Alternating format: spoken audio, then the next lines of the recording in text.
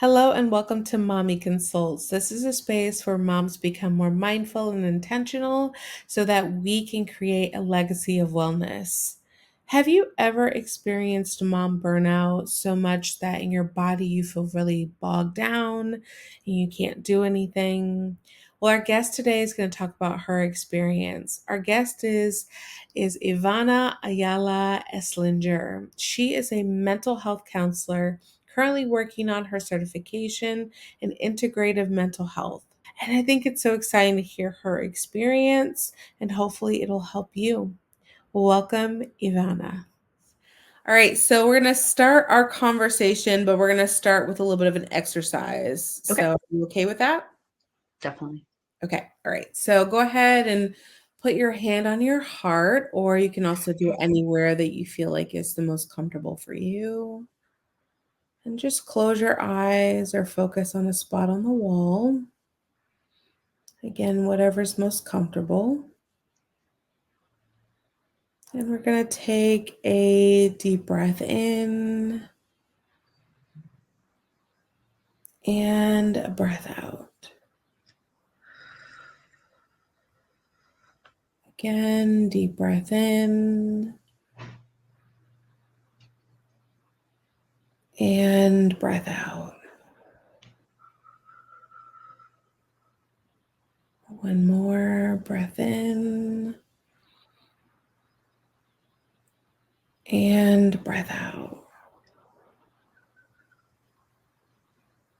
And just have your breath back at a normal pace.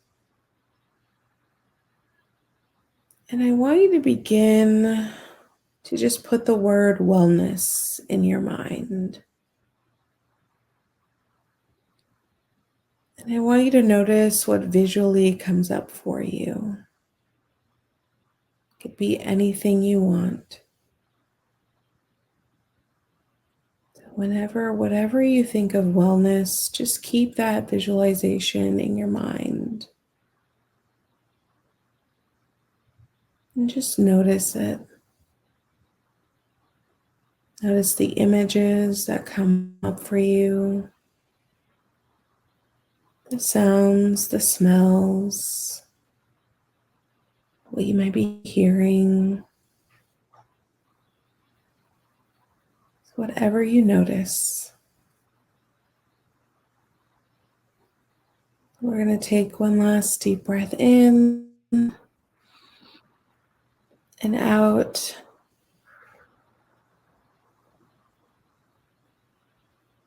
And whenever you're ready, you can open your eyes and bring yourself back into the space. Yeah.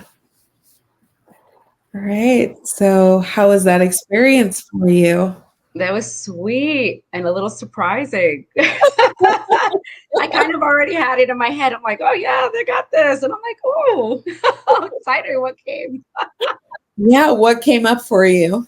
I saw the word play, kind of heard the word play. And I saw little children laughing and dancing and playing, essentially like joy and laughter.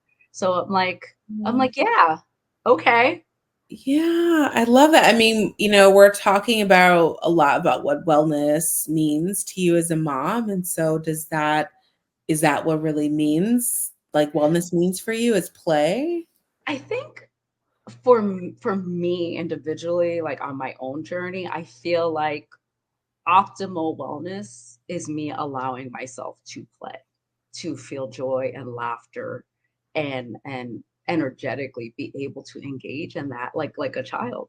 And and I feel like that's for me, that's like ultimate wellness. Because when you're not well, it's very difficult to play and laugh and feel joy. That is true. That's true. I mean, what is a way for you to bring that? Like, how would that look visually? Just even every day, especially for a mom, it's kind of hard. Sometimes we don't even want to play with our kids. So how do we do that? How do you do that as a mom? Yeah, I won't lie, that's one of my biggest struggles. One of my biggest struggles. I'm very much a workhorse. I am very like structured and work and that's always been my go-to. It's also my default when I'm stressed, I work, right? Okay. So play for me was really was kind of difficult. It really was difficult. I didn't feel like historically I was really allowed to play. If I played, it's because I created that for myself. But in Mhm. general, um, I kind of got lost in the grind of Okay. children, work, and things like that. And so, um, my sense of play was kind of really simple, like, oh, I'll go out with my girlfriends, right? And I tried to make that a regular thing, like once a month, let me go be with my girlfriends, right? And me and my friends are actually really funny, make trips a few times a year, and we were like mermaids. And so that's our play. We pretend to be mermaids and we take pictures and do dance videos and roll around in the sand with the tail on, like we do. And that is our like little girls. And I'm like, oh, and it took me, years. This is only in the last few years to really find that again. Okay. Because that's, my version of play is really going back to what I loved as a kid, which is dancing and just being free. And I feel like, that took a while for me to find that. But Yeah. And it's work in progress well, for sure. I love that, and I think every mom can relate to that, like this idea of like it takes you a while, and so maybe let's just kind of go back a little bit, and what were some of the things that maybe got in the way of you having that playful spirit, or even for another mom, like what are some things that get in the way for most of our moms to be able to play Yeah. I and mean, if do. I talk to for me, myself, like my friends, I feel like um or the people I surround myself with get really, really, really into like we really want to be great moms. Okay. And what that looks like a lot of times is we got to make sure they're fed and they're cleaned and they bathed and they went to bed at the proper hour and they had their needs met. And then of course trying to juggle the fact that, oh, my kid doesn't sleep. Now I Yeah. haven't slept. How do I do? I'm not sleeping. I don't even have energy to play. I don't, so there's all these things that like kind of end up, and then, in my case, and probably in well, quite a few of my friends' cases, they may not have a partner that's on the same page. And so That's that makes it very difficult when yeah. you're not sleeping and you're trying. And I grew up very patriarchal. Like I grew up in that. And so my belief system was I'm the mom, I do everything, and I work full time. So um the not having the energy to play or even do anything more than just Mhm. the basic needs of my children kind of like put me in a place of like of agitation and trying to figure it out. And I feel like I'm not alone in that. um with again my friends and things like that, and of course we all have varying degrees of what we can handle. I got a history of trauma, so anything around my children's safety, anything, I don't have a lot of family here, so really kind of a little bit of isolation kind of put me in another state of like I don't know who to ask for help. Oh, And and who do I ask? And I kind of grew up very independent, so no, I can do this, I have this, right? mhm. So it was definitely an interesting journey along the parenting journey with like um, wanting help, needing help, but not really, but really feeling like I couldn't ask. And that was again my own trauma kind of getting in the way. No one's gonna help me, or I'm bothering somebody, or um, I got this because most of the time I do got it until I didn't have it. Yes. So I didn't have it. And I was freaking out, and not the best version of myself. And of course, now that my children are older, it's conversations around like, hey, um, how we doing? How am I doing? How are you Checking. doing? How can it get better? Yeah. And I think like, it was so layered of what you just said, because the first layer is really our trauma experiences, what we experienced as a child. We're often bringing that into our role as a mother, and we don't even realize it. And so, for me, I know that when I have clients, that's like my go-to thing. I'm asking, what is your childhood? What did you notice? And that becomes important because we have to kind of have like a framework, understand that we learned so much as a child. And so it's like, how do you move through that? And or how do you do that even with clients? Like, how do we move through that? Yeah. So, with my clients and I don't go to, I go, it's really interesting because, like some clients, who you can go back with, you know who you kind of have to kind of slowly work towards. Um, and I find like I don't go back as much or as quickly, but I'm Okay. always going back. I'm like, tell me what you learned. Like, what is your belief around this, right? And how do you think that's impacting you now Mhm. and in your behavior, right? So, as far as the belief is in of itself, it's really interesting how Mhm. deeply it goes down. And then I know you do generational work and how like that messaging was mom's messaging and dad's messaging and grandma's like the patterning just kind of tumbles down It does. until someone is like wakes up and is like, this isn't working. Yeah. And what do I do? And you're like, you're awake. That's like the first step. Yeah. It's like you're not in denial anymore. Like we're gonna celebrate that for a Yeah. bit. Okay. Yeah. Yeah, and I love that because that's like it's sometimes we wanna, like, move on to the next step, but sometimes that first step is just, like, sitting in it and be like, "Okay, you've noticed that there's a problem, and you've noticed the problem has happened over generations." And so that and I often say, like, that's really powerful because that means it's 100 plus years of a pattern happening. So, like, you're talking about play, like, so something that resonates with me and my family is like, um, I don't know, we don't really play, we work. Like, we work, you Yeah. guys work. Like, and even if play happens, it's for like a millisecond, and then it's like, nope, we gotta go in, I gotta make money, I gotta make sure we take care of everyone.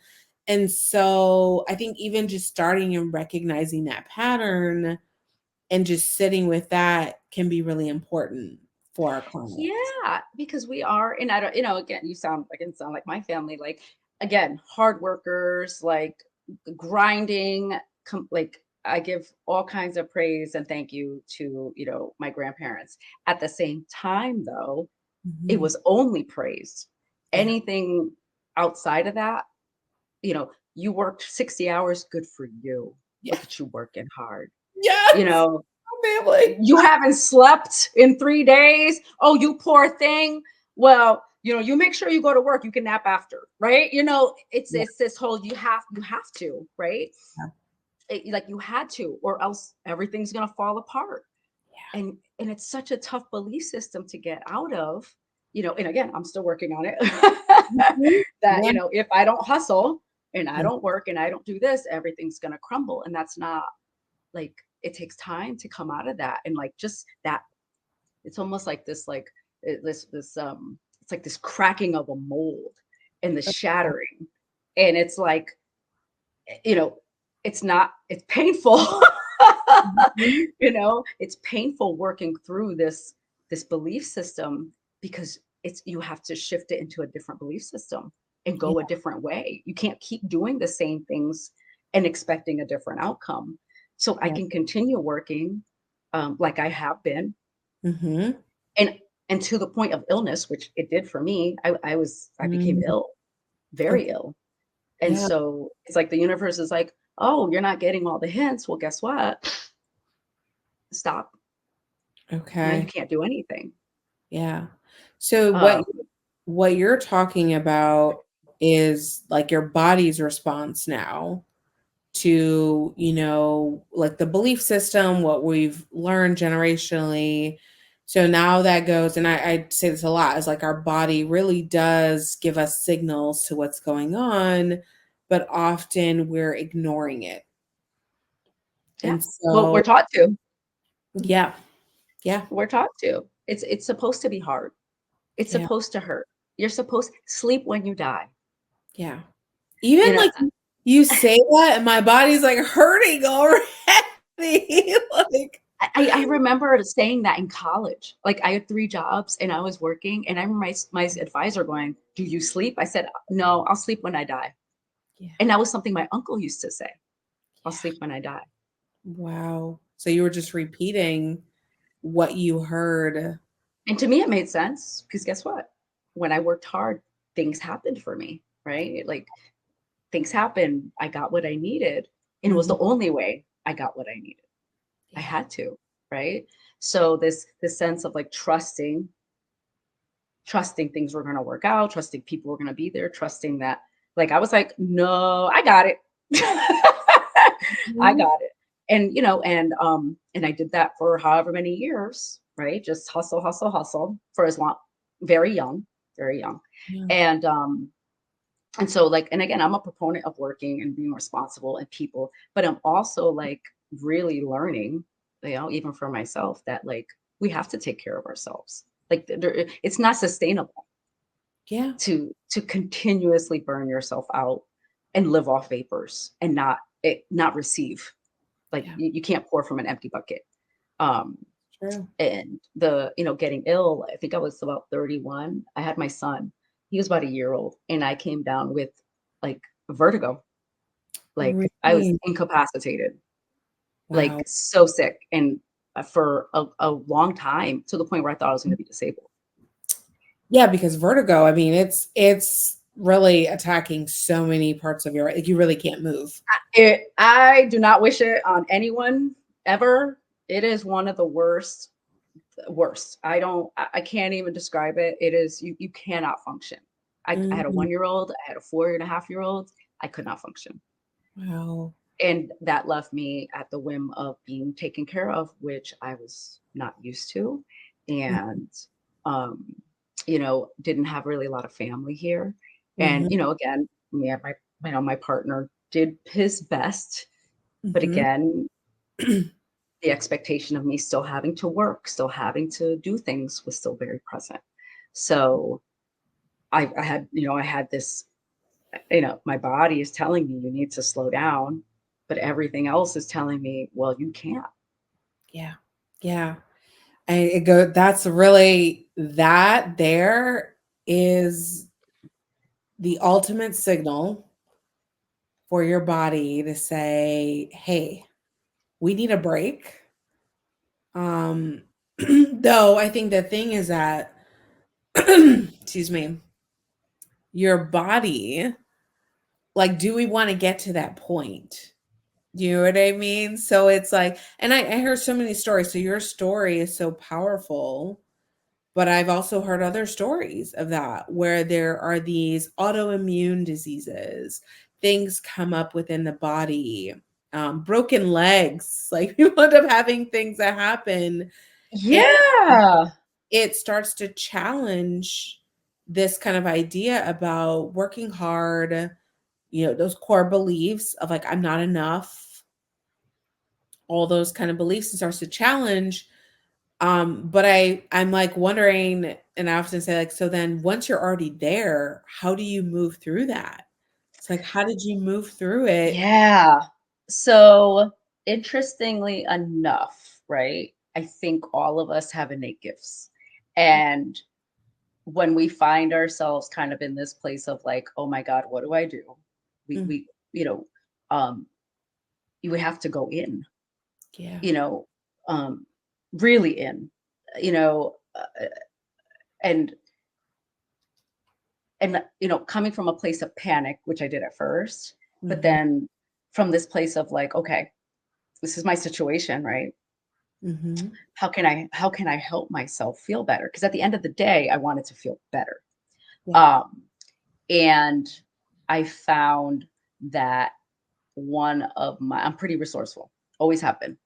And okay. so I said, okay, I am resourceful. As like, I will do research, I will, go to physicians. And I Mhm. found that interesting enough, no one could figure out what was causing it or what was wrong. Interesting. And I remember one of my primary was like, maybe it's psychological. I won't lie, I wanted to choke him. I was like, Were you a therapist at this I was time? just, I, I was working as a school counselor at the Okay. time, and I hadn't gone back to get my specialist degree to become a mental health counselor. But no, I wanted to choke him. I You had was a like, break. Yeah. My son's only a year old. I'm sure I still have some postpartum hormones going on. I am working full time. I'm sick with vertigo, trying to function. I go, did you just tell me that it's psychological? Now, mind you, he might have been right, but we're not going to go there. Like, no.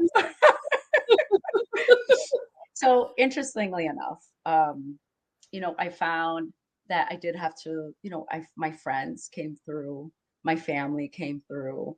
I really had to lean on people and learn to trust and call on the people around me, call on my resources. And I find that, um, that was hard. That was hard because I didn't want to bother anyone and I didn't want anyone to feel like I was taking advantage or using them. So that was another belief system I had to kind of like work through, right? Yeah. Fast forward, like long story short, doctors didn't know what to do. I kept researching. I ended up having some hormonal imbalances that were Mhm. kind of were a big part of it.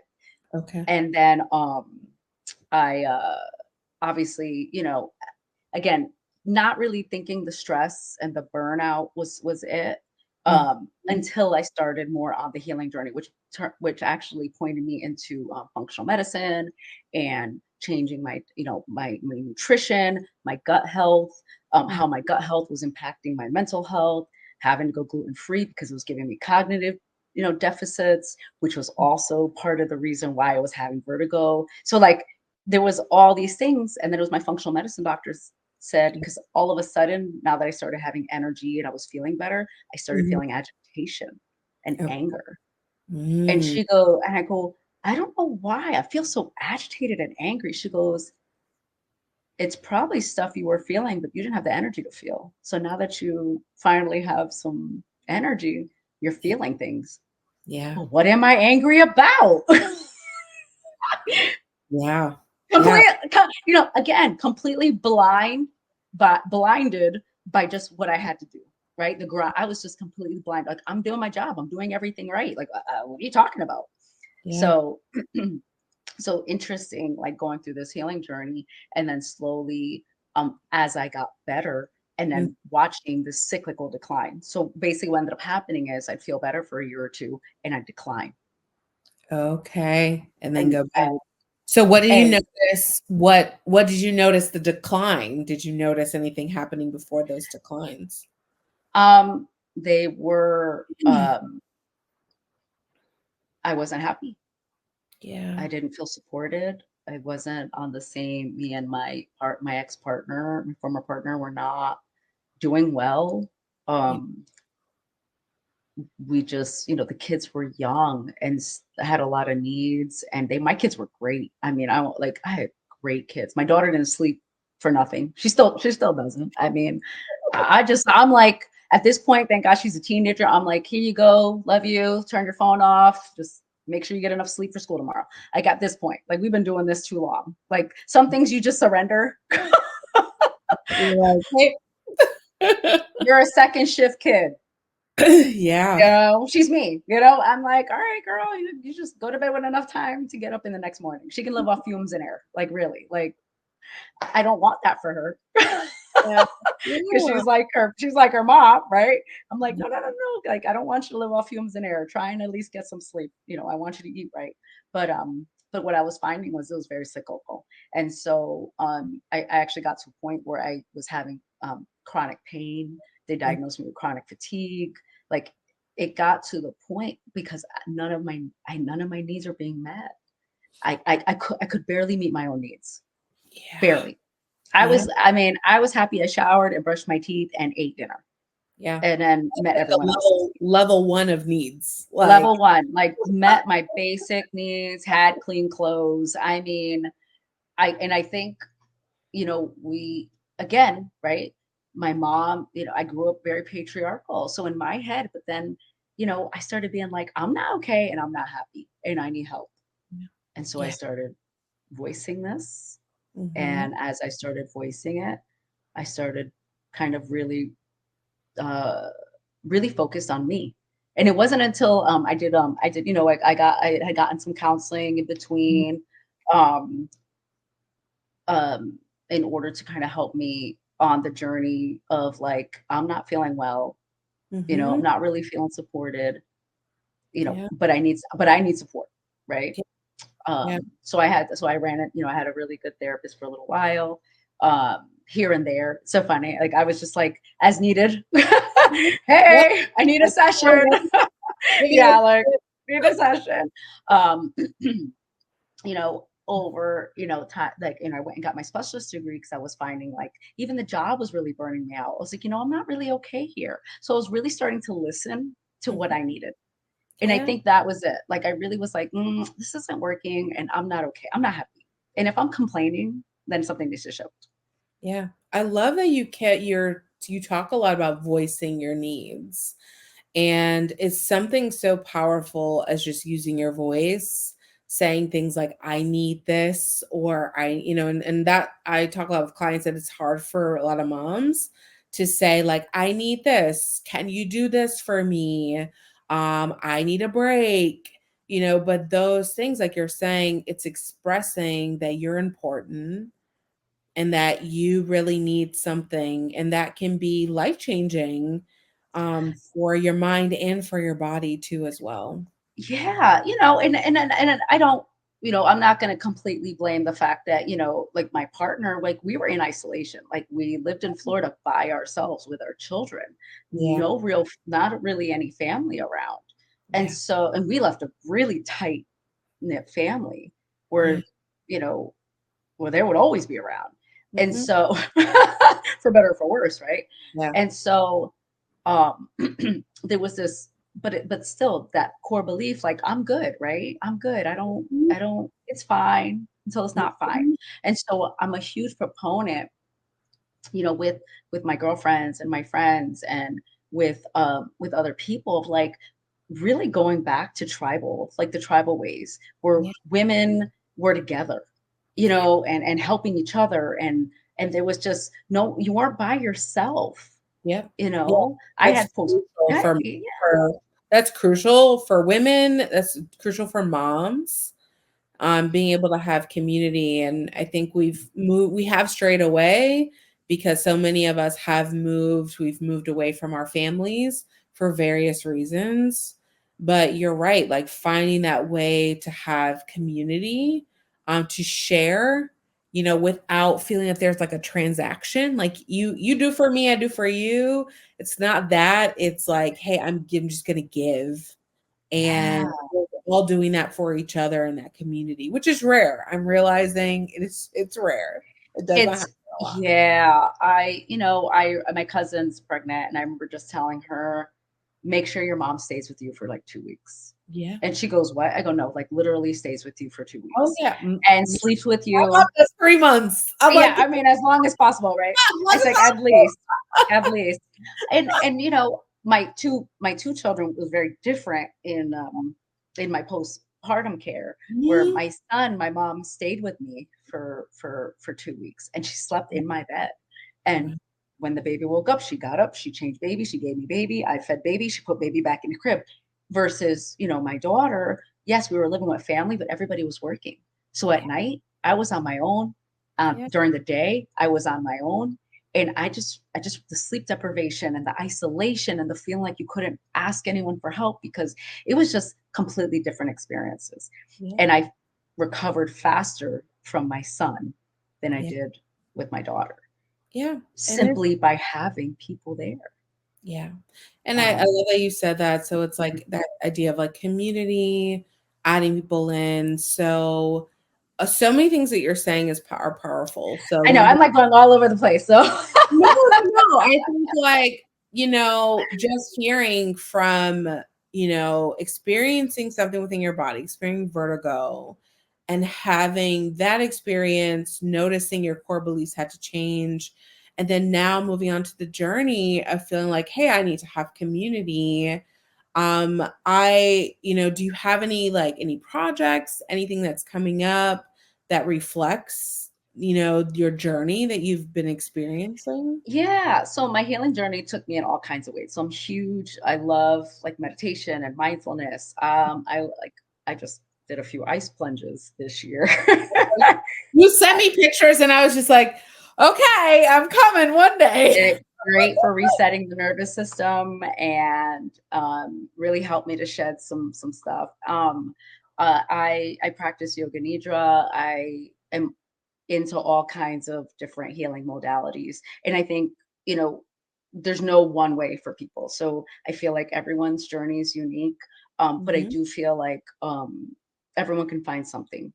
mhm, So for me in my practice, obviously I do traditional, psychotherapy with talk and cognitive behavioral, but I do use a lot of mindfulness and yoga nidra practice and guided visualizations. But I also created a kind of intensive. I call it a therapeutic journey more than an intensive, because most of the people in our sector kind of think of intense. They think EMDR. They think like just mhm, longer versions of the work, and mine is definitely really around the sense of ceremony and community. mhm. Yeah. The sanctuary is how it looks. It's a 3 to 4 hour journey with Mm, expressive modalities. There's some verbal processing in it, but it really is a container for someone to really take their intention of what they're working on and create ceremony around it, just that they would for a funeral or a or a graduation or a birthday or anything. But my goal around it, which is actually funny. So I was in acupuncture and I was really thinking like, what do I want to create right now? I was mhm, really an acupuncture, right? I'm just sitting there, getting my healing on. And it came to me, I want a place for broken hearts. mhm. And, I'm one of the people like speaking can be very difficult. I found very difficult to use my voice, you Yeah. know. And so of course as a therapist, like you don't have to do a lot of talking. No, you don't. So different. You don't realize, like, you don't use your voice, so you really want people to be able to use your voice. Use their voice or their Yeah, body, yeah, right? It's a whole other opportunity for them to do healing. And so the journey starts off with movement, to move the energetics in the body, to kind of start to release the dust off whatever's been kind of burrowed in and blocked and not really ready to come forth, right? And then we move into a yoga nidra, which is really beautiful form of yoga where it's passive. You just lay there and you're guided through a visualization that rests the nervous system and calms the mind and body and into a place where someone really could get into a meditative state. 'Cause meditation is not easy when you're not relaxed. it's Not true. easy at all. It's Um, and then it leads them into a guided journaling so that they can, again, I always find like, because I worked in the schools for a long time, like it doesn't always come out the mouth so easily. And yeah, so, drawing, writing, coloring, even for adults, it's a little easier and also to find the words. And I'll give people vocabulary words. I'll give adults vocabulary words because even sometimes we have a hard time putting, a feeling to what we're experiencing because ours get more complex, right? And yeah, so, and then we do some verbal processing, and then like some a visual art, like a art, so that they have something tangible that they've created from their experience. Um, and so it can be very deep, right? But it also can be fun because I've also done them at I've done like a portion of it at events, and yeah, it's free and playful and just allowing yourself to be and be present in whatever comes up. Like, and as a therapist, right? People come to us mhm, as they are. they And do. that, I mean, that is the safe, sacred space we create. You come as you are. Yeah, yeah. Oh, I love this idea of the sanctuary. Where can people find you on So I have a website, www.lilypadcounselingandwellnesscenter.com. So all of my contacts in there. I have a office part-time in Stuart, Florida. okay, Um, and then locally here and there, I'll be at like some holistic events, and some people will ask me to do an ecstatic dance with the nidra. So I'm kind of just like going around having fun and really making time to play too, because for me is also I love it, I enjoy it, and it's fun and it's easy because I'm like honestly at the point where like I really don't want to work that hard. Like I want it to feel good. It doesn't, yeah, and that's yeah. kind of where I'm at. And it's totally like people think I'm crazy when I say it, especially my family. No, well, you're breaking the cycle. You already talked about that generational cycle of working hard, and so now you're breaking the cycle of introducing play and having more ease in your life. So I Yeah. definitely see that. And I think we can, right? What did they say? Like, if you're whatever, you love your job, you'll never work a day in your life or Yep, something like that, right? that's Like, if it feels good and it's easy and taking care of myself, like, yeah, it doesn't have to hurt. I don't want it yeah. to anymore. I'm kind of over that. And I don't want it to hurt for my clients either. Hannah, thank you so much for joining us here on Mommy Consults. Okay, thanks so much for sharing your story. Oh my gosh, it was amazing being with you. I feel like we can talk forever. So, yeah, we'll have to catch up again. But no, I appreciate it and thank you. All right.